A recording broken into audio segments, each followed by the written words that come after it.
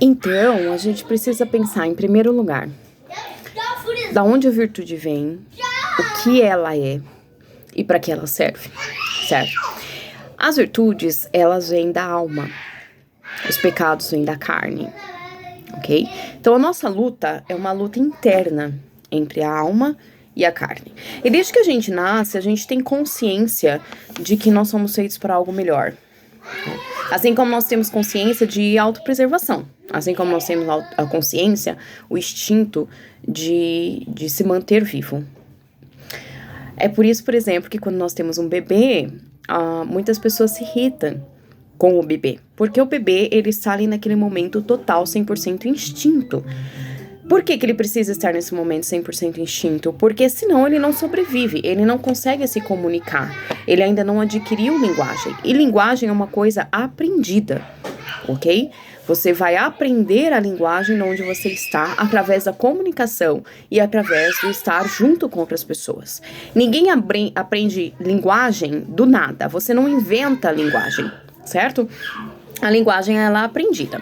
E é por isso que os linguistas, eles defendem que todas as linguagens vão ter sempre a mesma raiz, ou raízes muito próximas, que vão subindo, subindo, subindo até ter uma raiz mãe. Porque a linguagem, ela é passada adiante. E linguagens novas, elas não são nada mais do que variações da linguagem antiga. Ok? Então, quando você pega o inglês moderno, ele é uma variação do inglês antigo e absorveu algumas outras palavras de outras vertentes, como do alemão, do francês ou coisa assim. Então, nós temos um bebê que não adquiriu linguagem ainda, então ele chora. E Deus, ele faz tudo perfeito. Ele não vai criar um ser humano tão complexo a ponto da sua mãe ser incapaz de cuidar dele e mantê-lo vivo, certo? Então, existem pouquíssimos motivos pelos quais um recém-nascido vai chorar. Dor, fome ou algum tipo de desconforto relacionado ao sono. Certo? Então, esses são os motivos pelos quais o bebê vai chorar. E a mãe, ela precisa aprender ali a como começar a se comunicar com aquele bebê e entender qual choro e qual momento que é o daquele choro. Isso é linguagem, isso é compreensão, isso é olhar, ok? Só que isso leva tempo. Isso leva tempo. Compreender o próximo, entender o próximo, ouvir o próximo, criar um relacionamento com o próximo, qualquer um leva tempo. Então, eu sou mãe várias vezes. É óbvio que quando eu pego um recém-nascido, eu consigo, pela minha experiência, saber melhor ou com mais tranquilidade o que ele precisa. Não quer dizer que eu vou saber cuidar de todos os bebês do mundo, mas quer dizer que, pela minha experiência, como eu cuidei de vários bebezinhos, eu já consigo imaginar que só tem essas 4 possibilidades. Então, eu vou verificar se ele tá com sono, eu vou verificar se ele tá com fome, eu vou verificar se a fraldinha dele tá suja, eu vou verificar se ele tá com dor e pronto, ok? Algumas vezes o bebê, ele também vai pedir colo, mas normalmente esse colo, ele é porque o bebê tá com algum desconforto, ok? Então, ele não é causado só por ele, né? Ele tem... não é colo por colo, né? O colo, ele é muito mais por proteção, conforto e assim por diante. Então, faz parte também do bebê, né? Mas o bebê... Com o passar do tempo, conforme a criança vai se desenvolvendo, conforme ela vai crescendo, conforme ela vai aprendendo, ela vai desenvolvendo a linguagem. E a linguagem, no começo, ela é desconexa, ela é difícil, mas ela ainda é linguagem, certo? E aí que entra a mãe, que normalmente perde a paciência, porque ela não consegue entender o filho, ok? Isso acontece. Depois, quando a criança chega ali no começo dos 3 anos de idade, você chega numa fase, 3 anos, vamos dizer assim, quase perto dos 3 pelo menos. Você entra numa fase em que a criança, ela começa a perceber que ela pode argumentar, certo? Então, até os 3 anos, mais ou menos, 2 anos e meio, 2 anos, 3 anos, a criança, ela é um tanto quanto levada pelo prazer, né? Então, o prazer de ter a sua necessidade feita, completada, buscada, entendeu? Então ela tá sempre perto da mãe, ela tá sempre buscando a mãe, ela sempre vai recorrer à mãe, e rapidamente ela já vai se sentir satisfeita. Então ela vai chorar porque ela tá com fome, a mãe vai dar comida, ela vai estar satisfeita. Depois de uma certa idade, porém, ela já começa porque o cérebro dela está crescendo, ela está desenvolvendo, isso é natural da criança, ela começa a argumentar, ela começa a pedir, ela começa a selecionar. E isso faz parte do próprio desenvolvimento dela. Então, acontece muito, por exemplo, numa família maior, ela vai ver os irmãos mais velhos fazendo e ela quer fazer o que os irmãos mais velhos fazem, porém ela ainda não tem a capacidade motora, psicológica, enfim, da evolução mesmo da criança. Só que ela quer fazer aquilo. E ela vai chorar, ela vai brigar, ela vai argumentar, ela vai falar que ela quer até ela desistir, ou você, como mãe, desistir também, né? Então, por que isso? Porque ela já começou a perceber que a linguagem, ela serve para algo além de satisfazer um desejo básico instintivo. E que eu posso satisfazer um desejo básico instintivo de várias maneiras diferentes. Adultos também são assim. Quando você sente fome, você pode cozinhar uma comida simples, você pode cozinhar o que você quer, ou você pode cozinhar algo ruim para o seu corpo, porém gostoso. Como, por exemplo, uma bobagem, um salgadinho, uma fritura muito, muito pesada, alguma coisa que você sabe que vai fazer mal ao longo prazo. Mas você quer. Entendeu? Então, nós não somos diferentes das crianças. A diferença está no quê? Nós, adultos, achamos que temos autocontrole. A criança, não. Ela está 100% presente. E não é por uma questão de autocontrole. É por uma questão mesmo de que ela é aquilo. Você não vai conseguir, a não ser que a criança tenha um problema psicológico, ser manipulado por uma criança.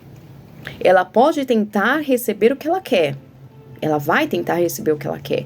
Mas ela não está ali manipulando como um adulto. O adulto, ele vai usar de muitos meios para conseguir o que quer.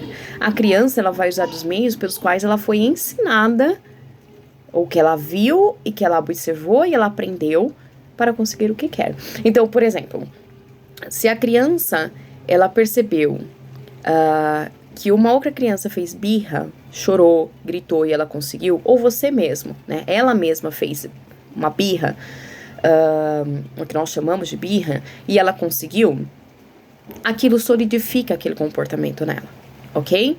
Então ela viu o irmão dela, chorou, bateu o pé, brigou e conseguiu o que queria. Aquilo é uma linguagem.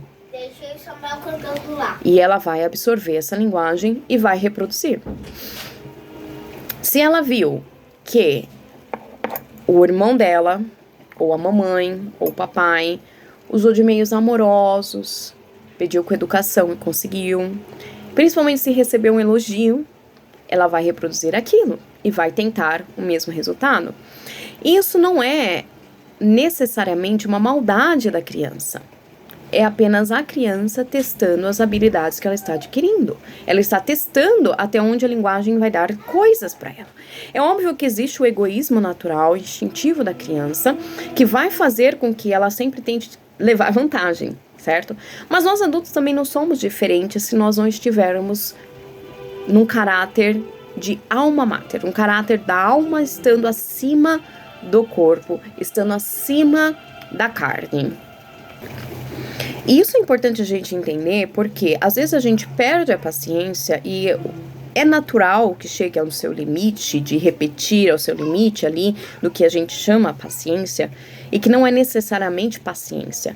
A gente acha que paciência, por exemplo, é suportar qualquer coisa. É o filho fazer o que for e a mãe ficar ali, ó, zen. Por quê? Porque isso vem da internet. Então, por exemplo, a gente acha que a gente tem pouca paciência quando a gente não deixa o filho fazer birra.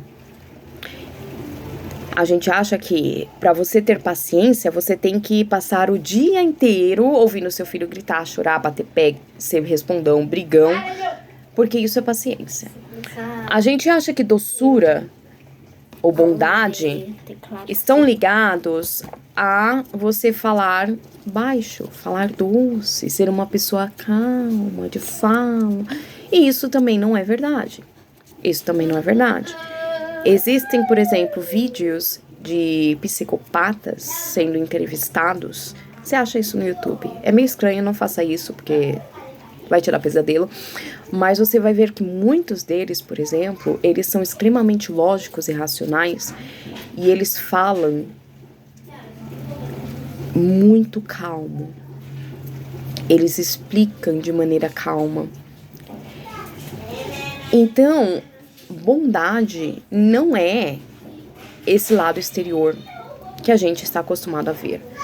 E a internet, ela acaba sendo um meio educacional muito grande. Então, as mães bem intencionadas, muitas das vezes, elas querem ensinar pessoas, tanto pelos seus próprios traumas, quanto por elas verem que algo está dando certo, quanto também porque elas acham que elas têm que mudar o mundo. Elas têm que mudar a educação, que aí só existe um tipo de educação, só existe um tipo de casa. E a maioria dessas mães, elas não têm filhos grandes. E aí é que tá o maior problema que eu vejo das pessoas, sabe?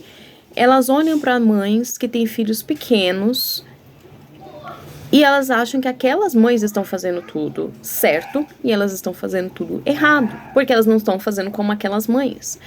Só que essas mães, elas ainda não têm filhos adultos. Elas ainda não têm fruto. Elas estão ainda preparando o solo para a semente ser lançada e agindo como se elas já tivessem fruto. Só que por elas insistirem, por ser uma rede de pessoas fazendo a mesma coisa, você começa a ser influenciada, certo?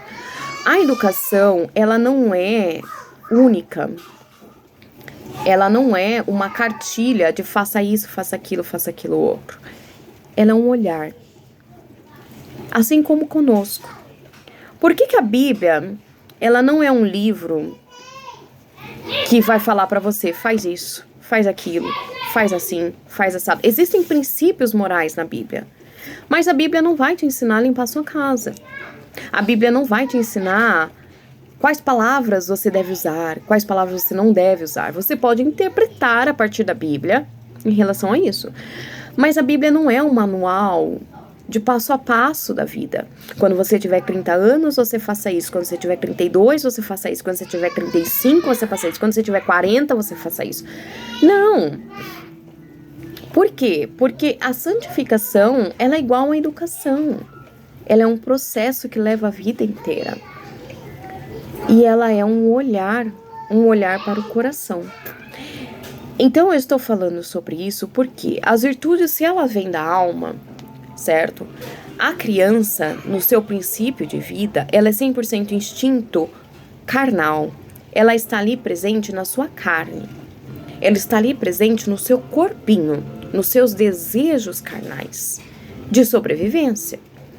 O que ela precisa fazer é se manter viva pelos próximos anos, 6, 7 anos, até ela entrar na idade da razão, quando ela começa a se perguntar, tem algo mais na vida além de brincar, comer e dormir, e ser amado, certo? Então, durante essa primeira infância, durante essa primeira fase, os primeiros 7 anos de vida, pelo menos a criança, ela está nesse momento carnal. E você vai fazer o quê? Você vai educar a criança de maneira com que ela passe por esse período percebendo que existe uma coisa chamada virtude. Mas ela não é capaz ainda de viver o espiritual. A sua criança não vai ser plenamente obediente. A sua criança não vai ser plenamente boa. A sua criança não vai se comportar perfeitamente no culto, a não ser que ela tenha sido quebrada. A não ser que ela tenha sido quebrada. Que a vontade dela tenha sido realmente quebrada. E nós temos que tomar muito cuidado, porque crianças extremamente dóceis, elas podem correr um perigo extremamente sério, porque elas são facilmente influenciáveis, elas são facilmente compradas, elas são facilmente levadas, elas são facilmente abusadas. Elas são facilmente tiranizadas. Crianças extremamente quietas, extremamente dóceis, elas sofrem em silêncio. E elas começam sim a se sabotar, elas começam sim a acreditar que aquilo é verdade, acreditar que aquilo é aquilo e pronto, porque tem alguém mandando em mim, eu preciso aprender a obedecer aquilo, não importa como, entendeu? Então a gente precisa tomar muito cuidado quando a gente fala de virtudes e quando a gente fala de pecados, porque se a gente não entender a criança, o que é ser criança, a gente começa a exigir dos filhos o que nós mesmos não temos. Nós começamos a exigir dos filhos um zelo que nós mesmos não temos. E diz a palavra de Deus que pela vara que nós medimos, nós seremos medidos. E eu não estou falando que nós temos que largar mão e deixar de ensinar, mas nós temos que entender, compreender mais do que cobrar. E nós temos que entender mais ainda que, sim, é trabalhoso, é difícil, mas muito do que você vai ver na internet só vai apontar para fora, só vai apontar para o externo e não vai apontar para o interno. Crianças podem obedecer da primeira vez que a mamãe falar? Sim, elas podem. Se elas forem treinadas, elas podem. Mas a criança de 2 anos não vai fazer isso. A criança pode ficar quietinha no culto? Sim, se ela for treinada, ela vai ficar quietinha no culto. Mas a criança de 2 anos, ela não vai fazer isso. Ela pode fazer uns cultos bem, uns cultos maus. Ela pode estar em casa e obedecer algumas ordens bem e algumas ordens mal. Então, você pode ensinar, por exemplo, a sua criança vai lavar a mão antes de comer.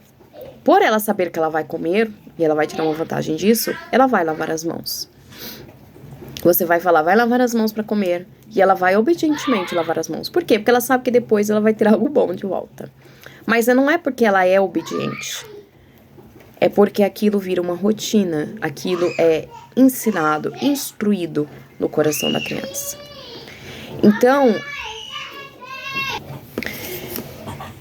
Então, nós não podemos exigir algo da criança que ela ainda não tem capacidade de fazer. Né? Nós temos que tomar muito cuidado com isso.